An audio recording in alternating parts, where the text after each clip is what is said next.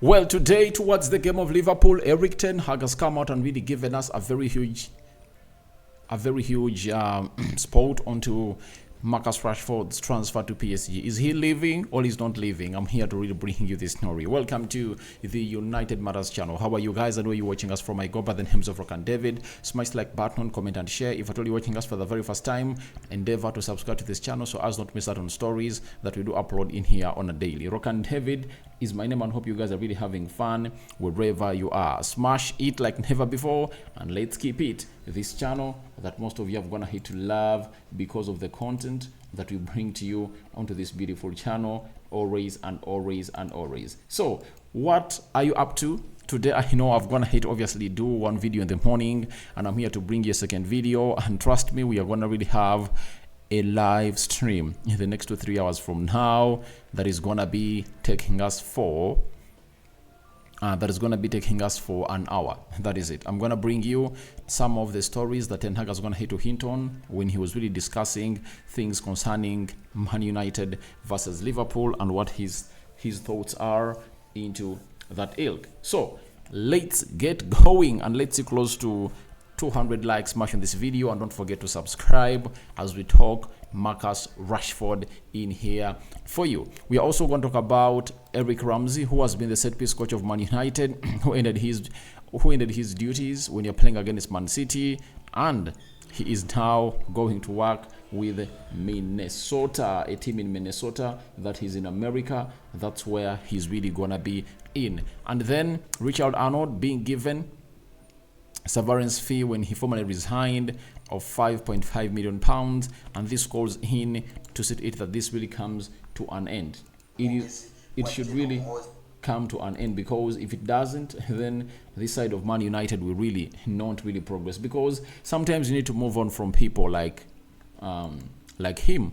You know, they're here to make money, they're not here for the team, and you see to it that everything they've gonna hate to see to it that they really go ahead and really get going, it has gonna hate to turn out into a money-making scheme. You've gonna hate to see it very well on very many people. What's the name of the guy?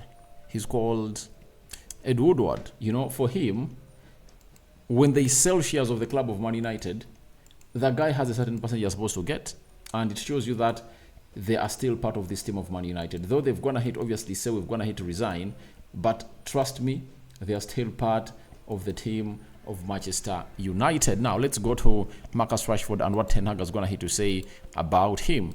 Ten Hag has been today asked about Marcus Rashford and PSG reports. He said, "We did not sign him last season for 4 years with an intention to sell him now. He should be part of this project. It's not a subject we don't talk about." So Ten Hag has gone ahead and really confirmed the stance of him and the club on Marcus Rashford, that they signed him and gave him a new contract not to sell him off.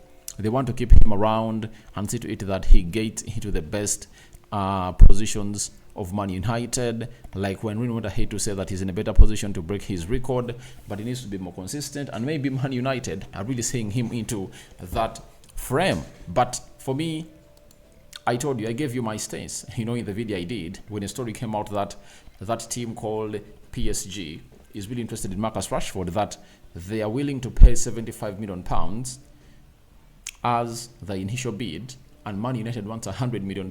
Now, I know every manager will come out and really say that in front of the camera, but trust me, Ten Hag is not happy with Marcus Rashford because he has been one of those players that has been inconsistent.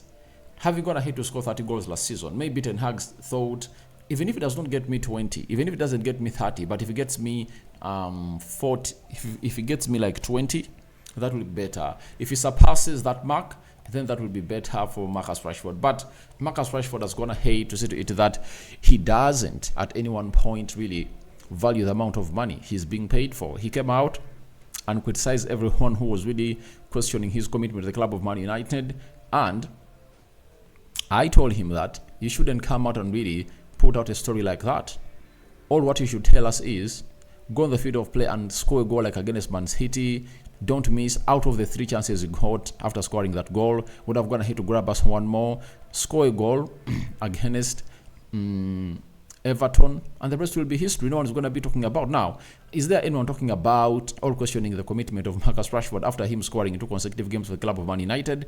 That person is not there. But those people are always coming in through where they feel like you're earning a lot of money and your commitment is always questioned. And it's rare to go all out for a player who was going to hate to really be earning like £100,000 a week, and you really question his commitment. But we really question the commitment of players who earn £200,000 a week like Harry Maguire, £250,000 a week like Anton Martial, 330 Varane, 350 Casemiro, 340 Marcus Rashford, because they are really earning a lot of money, and that money should really be shown onto the field of play by really dying for every game that really put you. They're the people supposed to be playing and dying for the badge of Man United.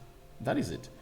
But when you look at them, you really look at them and ask yourself, what is really the problem with these players? So Marcus Rashford has fallen a culprit, and even last season, amid him scoring 30 goals, but he costed us very many.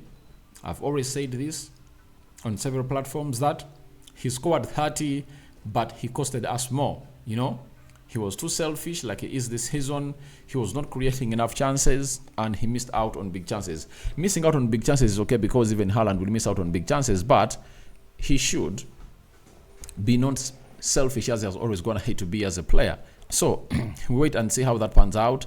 But for me, I know there is a huge discussion at Ineos. Apart from Marcus Rashford being a born and bred of Manchester United and selling very many shots for the club of Man United, what else does he have to offer for the club of Man United? Come out and tell me. I don't see anything this guy has to offer. He is inconsistent. 7 goals in the Premier League this season. Is he really going to hit the mark of 16 that scored last season? You never know. But it's always said the end justifies the means, and he still has how many games to go? He still has 11 games to go. If we qualify for the next round of the FA Cup and knock out Liverpool, then he'll have himself another game of football to play. So 11 games for him to go. Can he really net in more and more goals? Has he gonna hit to set pace? Because he scored a penalty against Everton and scored a scorcher against the side of Man City. And for Erik ten Hag, he knows exactly what it means, because if he had someone who is really good in that position, I don't think that Marcus Rashford would have been in position to play most of the games this season. He would have been one of those people that would have gone ahead to be put onto the bench and really come on, because at a certain point, X showed it that he was starting Anthony and Garnacho, because Rashford was really a jock into that side for the club of Man United. So for me, as I look through it, I really understand what is going in through the head of Erik ten Hag. A lot is really crossing his mind, and I think he's just giving him one more season. If Rashford does not exonerate himself next season, I think they will sell him. But if I'm Ineos, I sell Rashford. If PSG falls for the £100 million, then why not sell him and really get in other players that can really do the job? Because there are very many other talented players that can really come in through and do the job for the club of Man United, that are really young and are willing to learn. But wait and see how Ten Hag is really going to assess this squad with Ineos and see the role of Marcus Rashford. But I know for every manager, he will come out and back a player who scored him 30 goals in his first season.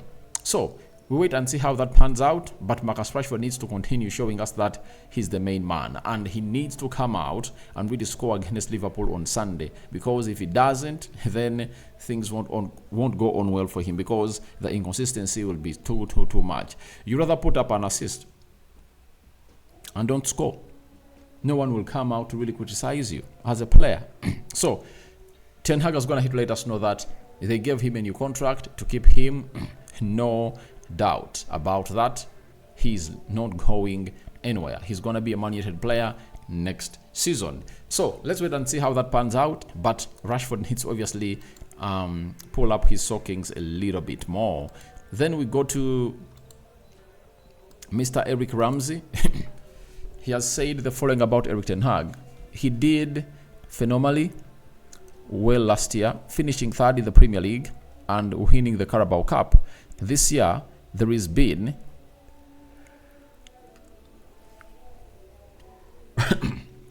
I think, some extenuating circumstances around the squad in terms of injuries and availability.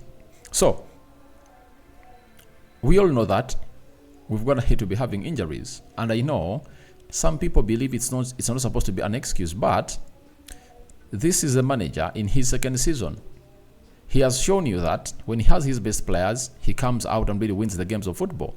That is Erik ten Hag for you. So I believe in everyone who says that the man has been disturbed by injuries because we would have gone ahead obviously coming through and be in the Champions League. Trust me, if we never had injuries, would have gone ahead to be in the title race as we had predicted. But the problem has always been these injuries of players that have gone ahead to affect us as a club of Man United. And I think Eric Ramsey is really doing well. Eric Ramsey has been the set-piece coach for the club of Man United. He was brought in by Ole Gunnar Solskjaer, but now he has gone ahead to leave the club of Man United. He's going to be in Minnesota in America to do the needful that side. Now, he leaves at a point where we had gone ahead to improve on our set pieces. I've gone ahead to see our set plays really being deliberate and having an intentional gist in everything we've gone ahead to do in the previous games. And it looks like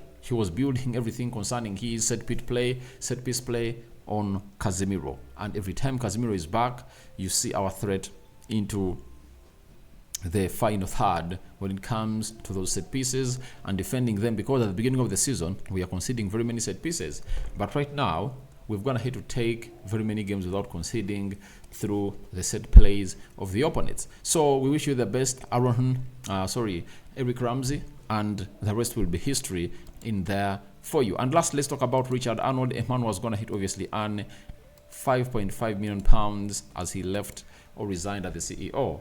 We've been told by Paul Heist, is a United correspondent for the Time,